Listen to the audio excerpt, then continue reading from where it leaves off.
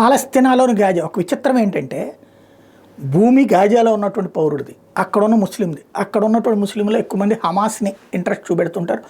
Hamas అక్కడ పుట్టి పెరిగినప్పటి నుంచి ఆ విధంగా తయారు చేసుకొచ్చేసింది. వాళ్ళ వలన ప్రపంచానికి ప్రమాదం. ఎందుకంటే వాళ్ళు ఉన్మాదం, మామూలు ఉన్మాదం కాదు.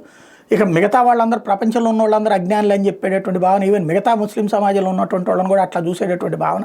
వాళ్ళు చాలా ప్రమాదకరమైనటువంటి వాళ్ళు. వాళ్ళు ఒక చోట ఉంటే కనుక ఎప్పటికీ ఇజ్రాయెల్ ప్రమాదం, అట్లా ఇతర ముస్లిం దేశాలకు కూడా ప్రమాదం. ఎందుకంటే ఇదివరకు వీళ్ళు హమాస్ వాళ్ళు వెళ్ళి సౌదీ అరేబియా మీద, దుబాయ్ మీద కూడా దాడులు చేస్తూ ఉంటుంటారు, అట్లాంటి దరిద్రపు లక్షణాలు ఉన్నటువంటి.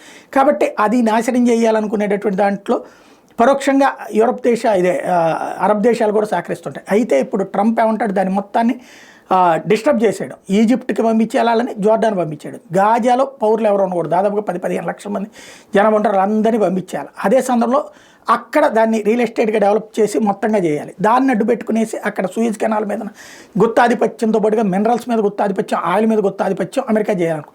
అయితే అమెరికాకి అవకాశం లేకుండా తమ ముస్లిం దేశమైనటువంటి ప్రాంతం ఇంతకాలం తాము వెనక నుండి పోషించింది, ప్రత్యక్షంగా కాకపోయినా ఖతార్ ద్వారా డబ్బులు ఇచ్చి హమాస్ వాళ్ళని ప్రోత్సహించిన వాళ్ళలో అరబ్ దేశాలు ఎక్కువ ఉన్నాయి. ఇప్పుడు వాళ్ళు ఏం పెడుతున్నారంటే $53 బిలియన్ అరబ్ ప్లాన్ ఒకటి తెర మీదకి తీసుకొచ్చారు. తద్వారా అక్కడ ఉన్నటువంటి ప్రజలందరినీ ఈజిప్ట్, జోర్డాన్లకు పంపించడమే కాకుండా అక్కడ భారీ ఎత్తున వ్యాపార వాణిజ్య సముదాయాలు ఏర్పాటు చేసి దాన్ని ఒక టూరిస్ట్ హబ్ కిందకు మార్చేసి అదే సందర్భంలో పోర్టులు నిర్మించి దానికి సంబంధించినటువంటి ఏర్పాట్లు చేస్తాం అన్నటువంటిది.